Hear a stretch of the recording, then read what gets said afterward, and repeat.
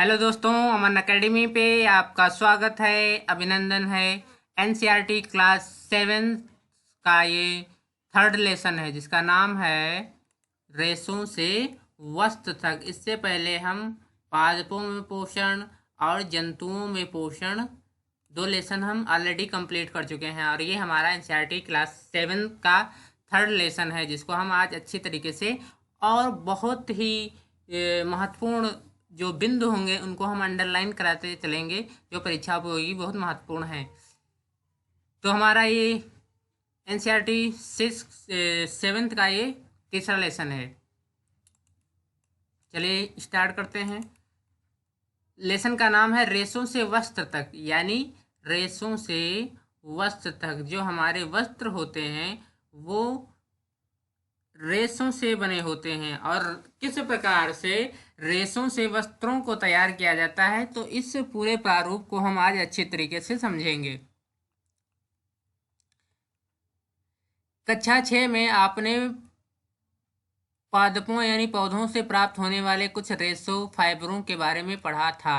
आपने यह भी पढ़ा था कि ऊन और रेशम के रेशे जंतुओं से प्राप्त होते हैं। जो ऊन होती है वो ऊन जो होती है वो भेड़ बकरियों की बालों से बनाई जाती है और जो रेशम होती है वो रेशम के कीटों से बनाया जाता है। तो ऊन और रेशम जो होते हैं वो जंतुओं से प्राप्त होते हैं। ऊन और रेशम के जो रेशे होते हैं वो किससे प्राप्त होते हैं? जंतुओं से प्राप्त होते हैं। और जंतुओं से प्राप्त किए जाने वाले रेशों को हम क्या कहते हैं? जांतव रेशे कहते हैं। ये याद रखिएगा कि जो जंतुओं से प्राप्त होने वाले रेशे होते हैं इनको हम क्या कहते हैं? जांतव रेशे, यानी जंतुओं से प्राप्त होते हैं। ऊन के रेशे फाइबर, रेशों को इंग्लिश में फाइबर कहते हैं, भेड़ अथवा याक के बालों से प्राप्त किए जाते हैं। जो ऊन के रेशे होते हैं वो या तो भेड़ से प्राप्त होते हैं या फिर याक से बाल प्राप्त होते हैं या बकरियों से भी प्राप्त होते हैं। रेशम के फाइबर रेशम कीट की कोकून से प्राप्त होते हैं। ये याद रखिएगा कि जो रेशम होता है वो रेशम कोकून से प्राप्त होता है। जो रेशम कीट होता है उसका एक प्रक्रिया होती है कोकून, और उस कोकून से क्या होता है? रेशम की रेशा प्राप्त किया जाता है। क्या आप जानते हैं कि भेड़ के शरीर के किस भाग से फाइबर मिलते हैं? क्या आप जानते हैं कि इन रेशों को ऊन में कैसे परिवर्तित किया जाता है? इन्हें हम स्वेटर बुनने के लिए बाजार से, इन रेशों से ऊन कैसे परिवर्तित किया जाता है जिन्हें हम स्वेटर बुनने के लिए बाजार से खरीदते हैं? क्या आपको जानकारी है कि रेशम के फाइबर से रेशम कैसे बनाया जाता है जिससे साड़ियाँ बुनी जाती हैं? देखा होगा रेशम की साड़ियाँ काफ़ी पसंदीदा और प्रचलित हैं, जैसे बनारस की रेशम की साड़ियाँ आ रही। इस अध्याय में हम कुछ ऐसे प्रश्नों के उत्तरों को जानने का प्रयास करेंगे। तो सबसे पहले जानतो रेशे के बारे में देखते हैं कि ऊन और रेशम ये कैसे रेशे होते हैं? जानतो रेशे होते हैं। तो पहला है हमारा ऊन। पहला क्या है? ऊन। तो ऊन जो होती है वो किससे प्राप्त होती है? भेड़ से। जैसे ये भेड़ देखिए, इसके शरीर पर कितने ढेर बाल हैं और इन बालों से ही क्या होता है? ऊन प्राप्त की जाती है। भेड़ बकरी याक और कुछ अन्य जंतुओं से ऊन प्राप्त की जाती है। ऊन प्रदान करने वाले इन जंतुओं के शरीर बालों से ढके होते हैं। जो ऊन प्राप्त की जाती है वो जो जंतुओं के बाल होते हैं उन्हीं से प्राप्त की जाती है। इसलिए ये जंतु ऐसे होते हैं जिनके शरीर पर अधिक मात्रा में बाल होते हैं। क्या आप जानते हैं कि इन जंतुओं के आवरण पर बालों की एक मोटी परत क्यों होती है? बालों के बीच अधिक मात्रा में वायु आसानी से क्या हो जाती है? भर जाती है। जो इनके बाल होते हैं वो अधिक मात्रा में होते हैं और जो अधिक मात्रा में होने के कारण इनमें वायु जो होती है वो आसानी से भर जाती है। वायु ऊष्मा की कुचालक है। वायु जो होती है वो क्या है? ऊष्मा की कुचालक है। महत्वपूर्ण पॉइंट है, याद रखिएगा कि वायु जो होती है वो ऊष्मा की कुचालक होती है, जैसा कि आप अध्याय 4 में पढ़ोगे। अतः बाल इन जंतुओं को गर्म रखते हैं। ऊन इन रोएदार रेशों से प्राप्त की जाती है। जो ये शरीर पर इसके बाल होते हैं, रेशे होते हैं, यानी बाल होते हैं, रोए होते हैं, इन्हीं से क्या होता है? ऊन प्राप्त की जाती है। क्रियाकलाप है कि अपने शरीर, बाहों और सिरों के बालों को छूकर अनुभव कीजिए। क्या आपको उनमें कोई अंतर लगता है? कौन से बाल मोटे और सूखे प्रतीत होते हैं तथा कौन से मुलायम? हमारी ही तरह भेड़ के रोएदार त्वचा पर दो प्रकार के बाल होते हैं। एक प्रकार के जो बाल होते हैं दाढ़ी के रूखे बाल होते हैं, एक जो होते हैं दाढ़ी के रूखे बाल, और त्वचा के निकट अवस्थित तंतुरूपी मुलायम बाल। जबकि त्वचा के जो निकट होते हैं वो कैसे होते हैं? तंतुरूपी मुलायम बाल होते हैं। तंतुरूपी मुलायम बाल जो होता है, ऊन होती है, वो कर्तिन ऊन बनाने के लिए। जो भेड़ के मुलायम बाल होते हैं उनसे जो ऊन बनाई जाती है उस ऊन को हम कहते हैं कर्तिन ऊन। उस ऊन को हम क्या कहते हैं? कर्तिन ऊन कहते हैं। बनाने के लिए रेशे प्रदान करते हैं। भेड़ों की कुछ नस्लों में केवल तंतुरूपी मुलायम ही बाल होते हैं, जबकि कुछ भेड़ें ऐसी होती हैं जिनमें केवल तंतुरूपी मुलायम बाल ही होते हैं। इनके जनकों का विशेष रूप से ऐसी भेड़ों को जन्म देने के लिए चयन किया जाता है जिनके शरीर पर सिर्फ मुलायम बाल हों। तंतुरूपी मुलायम बालों जैसे विशेष गुणयुक्त भेड़ें उत्पन्न करने के लिए चयनकों की चयन की प्रक्रिया को वर्णात्मक प्रजनन कहते हैं। क्या कहते हैं? वर्णात्मक प्रजनन। वर्णात्मक प्रजनन का मतलब होता है कि एक विशेष प्रकार की भेड़ों का प्रजनन कराया जाता है जिससे तंतुरूपी जो होते हैं मुलायम बाल वाली ही भेड़ों का जन्म हो। तो इस प्रक्रिया को हम क्या कहते हैं? वर्णात्मक प्रजनन कहते हैं। इसी प्रकार ऊन प्रदान करने वाले कुछ जंतु हैं, जैसे ऊंट। हमारे देश में विभिन्न भागों में भेड़ों की अनेक नस्लें पाई जाती हैं। सारणी 3.1 में देखिए, 3.1, 3.3 हो गया, 3.1। हमारे यद्यप भेड़ों की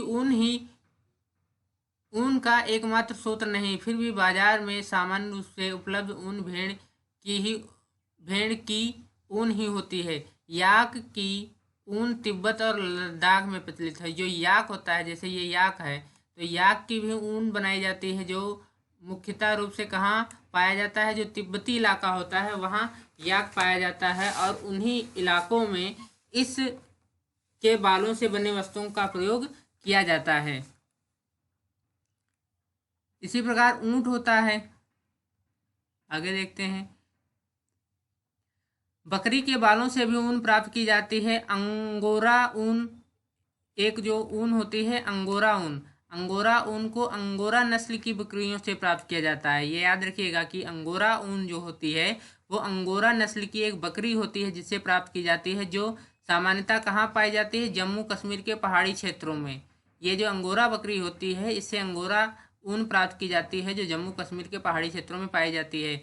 एक कश्मीरी बकरी की त्वचा पर निकट मुलायम बाल फर होते हैं जिससे बेहतर सालें बनाई जाती हैं, जिसे पश्मीना कहते हैं। और एक कश्मीरी और बकरी होती है जिसके त्वचा पर मुलायम बाल होते हैं, उससे एक बहुत अच्छी क्वालिटी की जो सालें होती हैं, पश्मीना नाम सुना होता है, पश्मीना सालें बनाई जाती हैं। ऊंट के शरीर के बालों का भी उपयोग ऊन के रूप में किया जाता है। और ये भी याद रखिएगा कि जो ऊंट के बाल जो होते हैं, ऊंट पे वैसे बहुत कम बाल होते हैं, लेकिन फिर भी इनके बालों का प्रयोग किस में होता है? इनके बालों का प्रयोग ऊन बनाने में किया जाता है।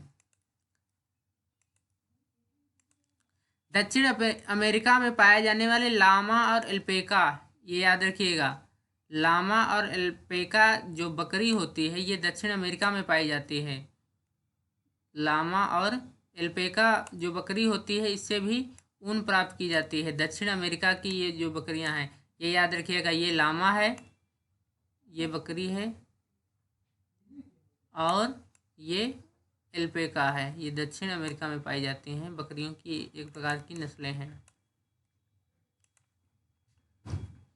उन जंतुओं के चित्र एकत्रित कीजिए जिनके बालों का उपयोग ऊन के रूप में किया जाता है। उन्हें अपनी स्क्रैप पुस्तिका में चिपकाएं। यदि आप चित्र प्राप्त नहीं कर पाए तो इस पुस्तक में दिए गए चित्रों को देखकर उन्हें बनाने का प्रयास करिए। अपनी क्षेत्रीय और देश की अन्य भाषाओं में भेड़, बकरी, ऊंट और याक जिस नाम से जाने जाते हैं उनका पता लगाने का भी प्रयास करें, क्योंकि हमारे क्षेत्र में अलग अलग बकरियों के नाम अलग अलग तरीके से लिए जाते हैं। एक क्रियाकलाप है, भारत और विश्व के मानचित्र लीजिए। मानचित्र पर उन स्थानों को चिन्हित कीजिए जहाँ वे जंतु पाए जाते हैं जिनसे ऊन प्राप्त की जाती है। ऊन प्रदान करने वाले प्रत्येक किस्म के जंतुओं के स्थान को दर्शाने के लिए विभिन्न रंगों का प्रयोग करें। अब रेशों से ऊन, रेशों से जो होता है ऊन कैसे बनाई जाती है। ऊन प्राप्त करने के लिए भेड़ों को पाला जाता है और उनके बालों को काटकर फिर उन्हें संसाधित करके ऊन बनाई जाती है। बालों को काटकर फिर उन्हें संसाधित करके ऊन बनाई जाती है। आइए हम इस प्रक्रम के बारे में जानकारी प्राप्त करें। तो भेड़ पालन और प्रजनन। भेड़ पालन और प्रजनन। यदि आप जम्मू और कश्मीर, हिमाचल प्रदेश, उत्तराखंड, अरुणाचल प्रदेश और सिक्किम के पहाड़ी क्षेत्रों अथवा हरियाणा, पंजाब, राजस्थान और गुजरात के मैदानों की यात्रा करें तो आप गडरियों को भेड़ों के झुंड को चराने के लिए ले जाते हुए देख सकते हैं। भेड़ शाकाहारी होती है और वह घास और पत्तियां पसंद करती है। भेड़ पालक यानी पालने वाला उन्हें चारे के अतिरिक्त दालें, मक्का, ज्वार, खली, बीज के तेल निकाल लेने के बाद बचा पदार्थ, खली जो होती है वो तेल, बीज के जो तेल होते हैं उसे निकालने के बाद, और खनिज भी खिलाते हैं। सर्दियों में भेड़ों को घरों के अंदर रखा जाता है और उन्हें पत्तियां, अनाज और सूखा चारा खिलाया जाता है। हमारे देश में अनेक भागों में भेड़ों को ऊन के लिए पाला जाता है, क्योंकि हमारे देश में जो भेड़ पाली जाती है वो मुख्यतः ऊन के लिए ही पाला जाता है। किसके लिए पाला जाता है? ऊन के लिए। सारणी 3.1 में भेड़ों की कुछ नस्लों के नाम दिए हैं जिन्हें हमारे देश में ऊन उत्पादन के लिए पाला जाता है। तो इस सारणी को हम आगे देखेंगे। उसमें प्राप्त होने वाली ऊन की गुणवत्ता और गठन को भी दिखाया गया है। भेड़ की कुछ नस्लों के शरीर पर बालों की घनी परत होती है जिससे बड़ी मात्रा में अच्छी गुणवत्ता की ऊन प्राप्त होती है, क्योंकि भेड़ों की कुछ नस्लें होती हैं जिनके शरीर पर क्या होता है? घनी परत होती है। बालों की क्या होती है? घनी परत होती है, यानी अत्यधिक मात्रा में बाल होते हैं जिससे बड़ी मात्रा में अच्छी गुणवत्ता युक्त क्या होती है? ऊन प्राप्त होती है। जैसा कि पहले बताया गया है कि भेड़ों को वर्णात्मक प्रजनन, वर्णात्मक प्रजनन का मतलब होता है कि ऐसी भेड़ों का प्रजनन कराया जाए जिसमें अच्छी मात्रा में क्या हो, जिस अच्छी मात्रा में उनसे ऊन प्राप्त की जा सके। जिनमें से एक जनन किसी अच्छी नस्ल की उत्पन्न किया जाता है, जिनमें से एक जनन किसी अच्छी नस्ल की भेड़ की होती है। जब पाली गई भेड़ के शरीर पर बालों की घनी वृद्धि हो जाती है तो ऊन प्राप्त करने के लिए उनके बालों को क्या किया जाता है? काट लिया जाता है। उनके बालों को क्या किया जाता है? काट लिया जाता है। अब ऊनों को, ऊन के रेशों को ऊन में संसाधित करना, रेशों को ऊन में संसाधित करना। स्वेटर बुनने अथवा शाल बनाने के लिए उपयोग की जाने वाली ऊन एक लंबी प्रक्रिया द्वारा प्राप्त उत्पाद होती है जिसमें निम्नलिखित चरण सम्मिलित होते हैं। अब यहाँ पर यह बताया गया है कि रेशों से ऊन कैसे प्राप्त की जाती है। तो पहला चरण है हमारा, भेड़ों के बालों को त्वचा की पतली परत के साथ शरीर से उतार लिया जाता है और इस प्रक्रिया को क्या कहते हैं? ऊन की कटाई कहते हैं। क्या कहते हैं इस प्रक्रिया को? ऊन की कटाई। सबसे पहले क्या होता है? भेड़ के शरीर से बालों को उतार लिया जाता है यानी काट लिया जाता है, जिससे हम लोग क्या कहते हैं? ऊन की कटाई कहते हैं। भेड़ के बाल उतारने के लिए उसी प्रकार की मशीन का उपयोग करते हैं जैसे नाई द्वारा बाल काटने के लिए। तो यहाँ पर कुछ भेड़ों की नस्लें दी हुई हैं, भेड़ों की, भारतीय भेड़ों की नस्लें दी हुई हैं और ये किस स्टेट में पाए जाते हैं इसको हम जरा ध्यान लेते हैं।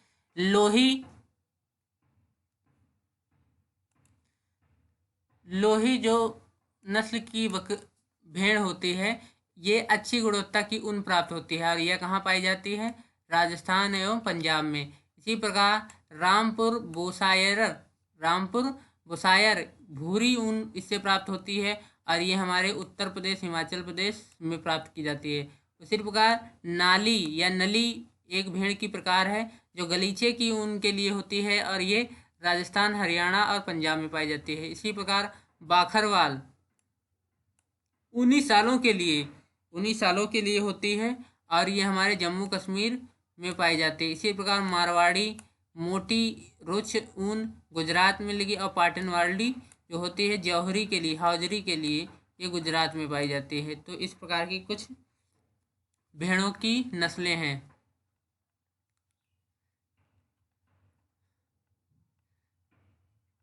भुजों को आश्चर्य होता है कि जब कोई उसके बालों को खींचता है तो दर्द होता है, परंतु जब बाल कटवाता है तब दर्द नहीं होता, ऐसा क्यों?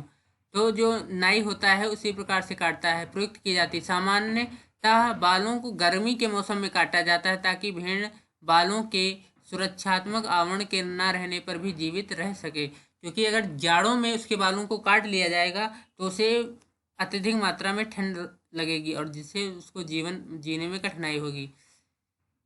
ऐसे जीवित बाल ऊनी रेशे प्रदान करते हैं। बाल जो होता है वो ऊनी रेशे प्रदान करते हैं। इन्हीं ऊनी रेशों, देखिए यहाँ पर एक चित्र बनाया गया है कि ये एक व्यक्ति क्या कर रहा है कि भेड़ों के बालों को उतार रहा है, भेड़ों के बालों को काट रहा है या उतार रहा है।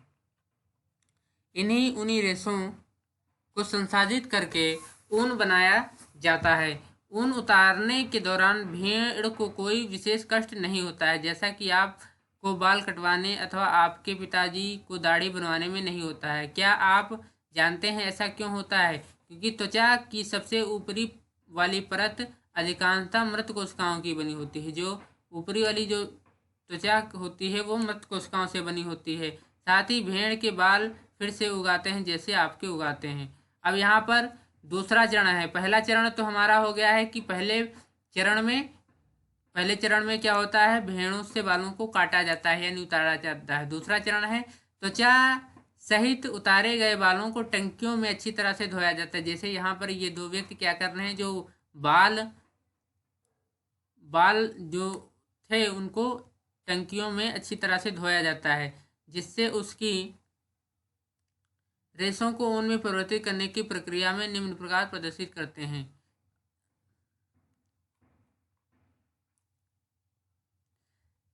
टंकी में अच्छी तरह धुलते हैं, जिससे क्या होता है, चिकनाई, धूल और गर्त निकल जाए। यह प्रक्रम अभिमार्जन कहलाता है। यह प्रक्रम क्या कहलाता है?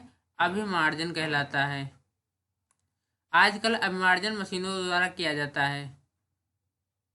तो दूसरा चरण क्या हो गया कि जो बाल होते हैं, बालों की धुलाई की जाती है। इस प्रक्रिया को, इस प्रक्रम को क्या कहते हैं? अभिमार्जन। तीसरा चरण है अभिमार्जन के बाद छटाई की जाती है। रोमिल तथा रोएदार बालों को कारखानों में भेज दिया जाता है, जहां विभिन्न गठन वाले बालों को छांटा जाता है। यानी यहाँ पर देखा जाता है कि छोटे बाल कौन से हैं, लंबे बाल कौन से हैं, या गठन के आकार पर वाले जो बाल होते हैं उनको अलग किया जाता है। चौथा चरण है हमारा बालों को अलग करने के बाद अगले चरण में बालों को सुखाया जाता है, परंतु इससे पहले बालों में छोटे छोटे कोमल व फूले हुए रेशों को छांट लिया जाता है, जो बर कहलाते हैं। ये वही बर होते हैं जो कभी कभी आपके स्वेटर पर एकत्रित हो जाते हैं। इसके पश्चात रेशों का पुनः परिमार्जन करके उन्हें सुखा लिया जाता है। इस प्रकार प्राप्त उत्पाद ही धागों के रूप में काटने के लिए प्रयुक्त ऊन होती है। फिर पांचवा चरण है हमारा रेशों की विभिन्न रंगों में रंगाई की जाती है, क्योंकि भेड़ और बकरी की समानता ऊन काली व सफ़ेद व भूरी होती है और रंग जो होते हैं क्या किया जाता है, रंगाई की जाती है। और अंतिम चरण जो होता है, छठा चरण है, अंतिम चरण को रीलिंग कहते हैं। अब रेशों को एक सीधी करके सुलझाया जाता है और फिर लपेट कर उससे धागा बनाया जाता है। लंबे रेशों को काटकर स्वेटर की ऊन के रूप में और अपेक्षाकृत छोटे रेशों को काटकर ऊनी वस्त्रों में बुनने में उपयोग किया जाता है। जो छोटे होते हैं उनसे स्वेटर की ऊन और जो छोटे होते हैं उनसे ऊनी वस्त्र बुनने में तैयार किया जाता है। तो इस प्रकार से यहाँ पर चित्र के माध्यम से देख लीजिए आप लोग। सबसे पहले क्या किया जाता है, बालों से कटाई की जाती है, फिर जो बाल होते हैं उनको अच्छी तरीक़ा से धुला जाता है, फिर इसको मशीनों द्वारा किया जाता है और फिर ऊन से यहाँ पर धागा बना लिया जाता है, फिर धागे से हमारे वस्त्र तैयार किए जाते हैं। तो यहाँ पर प्रक्रम बना है, सबसे पहले ऊन की कटाई की जाती है, फिर अभिमार्जन किया जाता है, फिर छटाई की जाती है, फिर बर की छटाई, फिर रंगाई और अंत में रेलिंग बन जाती है। उसके बाद हमारे वस्त्र तैयार। रेलिंग का मतलब होता है धागे के रूप में बना लेना। तो ये जो होता है ऊन का रेशा कैसे बनाया जाता है। अब यहाँ पर हम लोग देखते हैं रेशम का रेशा कैसे बनाया जाता है। रेशम सिल्क के रेशे भी जानवर रेशे होते हैं, क्योंकि ये भी जंतुओं से प्राप्त होते हैं। ये याद रखिएगा कि जंतुओं से प्राप्त होते हैं, ऐसे रेशों को हम क्या कहते हैं, जानवर रेशे कहते हैं। रेशम के कीट रेशम के फाइबरों को बनाते हैं। रेशम पालन करने के लिए रेशम के कीटों को पालना रेशम कीट पालन कहलाता है। रेशम कीट पालन को हम लोग क्या कहते हैं, रेशम कीट पालन, या इंग्लिश में इसको कहते हैं सेरीकल्चर। ये याद रखिएगा, सेरीकल्चर कहते हैं। मधुमक्खी का पालन को एपीकल्चर कहते हैं। ठीक है। और अपनी माता जी, दादी जी, चाची से विभिन्न प्रकार के रेशम तथा रेशम की साड़ियों के बारे में जानकारी प्राप्त कीजिए। विभिन्न प्रकार के रेशम को सूचीबद्ध कीजिए। इससे पहले हम रेशम प्राप्त करने वाले प्रक्रम पर चर्चा कर रेशम के कीट का जीवन चक्र के बारे में भी जानना आवश्यक होता है। अब देखते हैं रेशम कीट का जीवन चक्र। ये बहुत महत्वपूर्ण है, इसका जीवन चक्र। यहाँ से क्वेश्चन आने की संभावना रहती है, चाहे आप कोई भी एग्जाम दीजिए। ठीक है। तो एनसीईआरटी बहुत मोस्ट इम्पोर्टेंट होती है, क्योंकि इसमें से सीधे सीधे क्वेश्चन पूछ दिए जाते हैं। रेशम कीट का जीवन चक्र देखिए, मादा रेशम से कीट अंडे देती है। जो मादा रेशम कीट होता है उससे क्या देता है, अंडे देती है। सबसे यहाँ पर ये ध्यान रखिएगा, ये बहुत ही महत्वपूर्ण जीवन चक्र याद रखिएगा। मादा रेशम सबसे पहले क्या करती है, अंडे देती है, जिससे लार्वा निकलते हैं। जिससे क्या निकलते हैं, लार्वा। याद रखिएगा कि जो मादा कीट होती है वो क्या देती है, अंडे, और अंडे से फिर क्या निकलता है, लार्वा कहते हैं। और इसी लार्वा को हम क्या कहते हैं, कैटरपिलर या इल्ली या रेशम कीट कहलाते हैं। इसी लार्वे को क्या कहते हैं, कैटरपिलर या इल्ली कहते हैं। क्या कहते हैं, इल्ली। ये आकार में वृद्धि करते हैं, और जब कैटरपिलर अपने जीवन चक्र की अगली अवस्था में प्रवेश करने के लिए तैयार हो जाता है तो इसको हम प्यूपा कहते हैं। क्या कहते हैं, इसको हम प्यूपा। ये याद रखिएगा कि जो लार्वा होता है या कैटरपिलर होता है, ये अपनी जो एक अवस्था आगे बढ़ जाता है उससे क्या होता है, प्यूपा बन जाता है। चलिए, यहाँ पर कुछ इन्फॉर्मेशन दी हुई है, ये याद रखिएगा। भारत में रेशम उत्पादन के संबंध विभिन्न प्रकार के उद्योगों में महिलाओं की भूमिका महत्वपूर्ण है। रेशम कीट के पालन, कोकून में से रेशम को निकालने और कच्चे रेशम से वस्त्र निर्माण आदि कार्य अधिकारिता महिलाओं द्वारा किए जाते हैं। अपने उद्यम द्वारा ये राष्ट्र की अर्थव्यवस्था में योगदान देती हैं। रेशम उत्पादन में चीन का विश्व में पहले स्थान पर है, जबकि भारत भी प्रमुख रेशम उत्पादन देशों में गिना जाता है। तो याद रखिएगा कि जो चीन का स्थान है वो जो है पहला। ठीक है। तो यहाँ पर प्यूपा, जो लार्वा जो होता है वो प्यूपा, लार्वा की जो अगली अवस्था होती है ये प्यूपा कहलाती है, जो अपने इर्द गिर्द एक जाल बुन लेता है। यह जाल उसे अपने स्थान में बने रहने में सहायता करता है। फिर यह अंग्रेजी के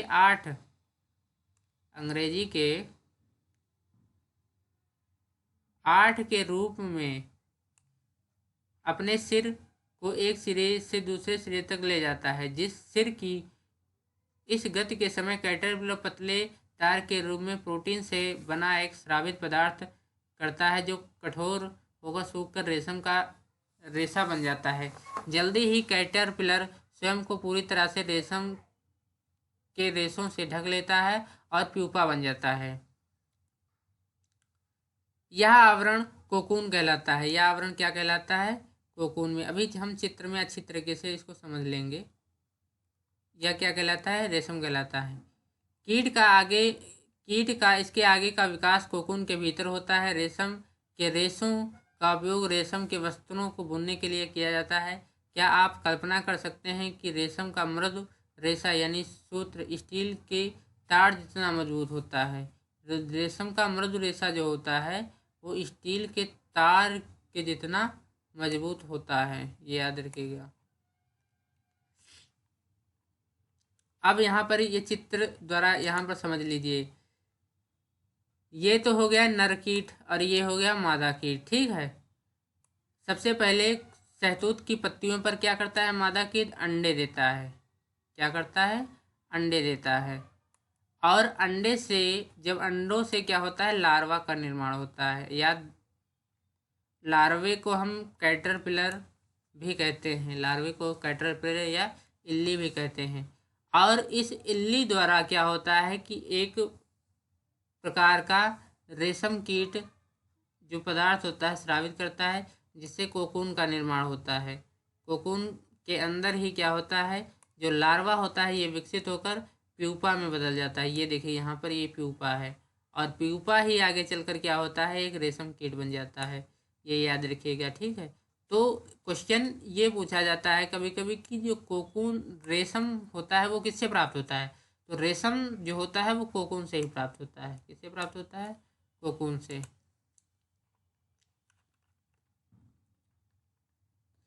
रेशम का धागा रेशम कीट के कोकून से प्राप्त होता है, ये याद रखिएगा महत्वपूर्ण। रेशम का धागा जो होता है वो रेशम कीट के कोकून से प्राप्त हो। कभी कभी प्रश्न पूछ दिया जाता है कि रेशम का धागा किससे प्राप्त होता है? इल्ली से प्राप्त होता है, लार्वा से प्राप्त होता है, कीट से प्राप्त होता है, कोकून से प्राप्त होता है।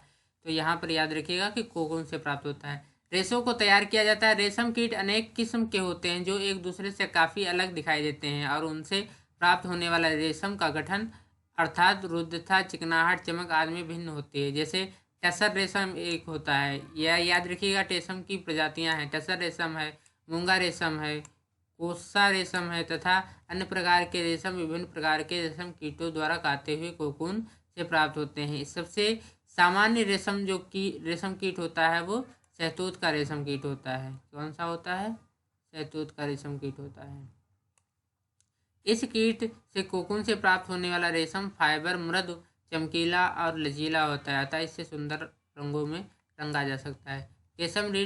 रेशम कीट पालन अथवा रेशम कीटों का संवर्धन भारत का बहुत प्राचीन व्यवसाय है। भारत व्यावसायिक स्तर पर बहुत अधिक रेशम का उत्पादन करता है।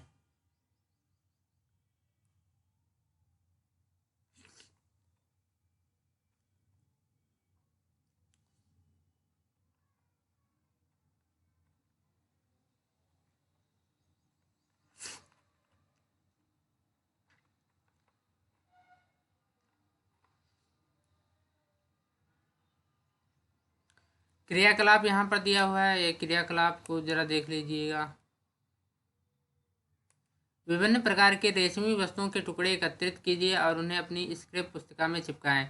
आपको ये दर्जी की दुकानों में व्यस्त कतरनों की ढेरों में मिल सकते हैं। अपनी माता जी, चाची जी अथवा शिक्षिका की सहायता से विभिन्न किस्म के रेशम जैसे शहतूत रेशम, टसर रेशम, ये याद रखिएगा, रेशम शहतूत रेशम, टसर रेशम, एरी रेशम और मूंगा रेशम, ये 4 प्रकार के रेशम इसमें बताए गए हैं। शहतूत रेशम, टसर रेशम, एरी रेशम और मूंगा रेशम आदि की पहचान कीजिए। रेशम के इन टुकड़ों का गठन तथा बनावट की तुलना कृत्रिम रेशम के टुकड़ों से कीजिए जो संश्लेषित रेशों से निर्मित होते हैं। जो रेशम के कीटों को चित्र एकत्रित करने का प्रयास कीजिए जिन्हें हम कैटरपिलर विभिन्न प्रकार के रेशम प्रदान करते हैं। किसी कृत्रिम संश्लेषित रेशम और शुद्ध रेशम का एक एक धागा लीजिए। इन धागों को सावधानी से जलाइए। क्या आपको उनके जलते समय उत्पन्न गंध में कोई अंतर महसूस होता है? अब सावधानी से ऊन के एक धागे को जलाइए और जलने की गंध कृत्रिम रेशम जैसी जलने से अतः शुद्ध रेशम जैसी। क्या आप बता सकते हैं कि ऐसा क्यों होता है? यह जानने के लिए रेशम के कीट के जीवन चक्र में कोकून अवस्था कब होती है, क्रियाकलाप द्वारा प्राप्त करिए। तो इस लेसन को हम यहीं तक रखते हैं और इसके आधे भाग को हम पार्ट 2 में पढ़ेंगे। धन्यवाद।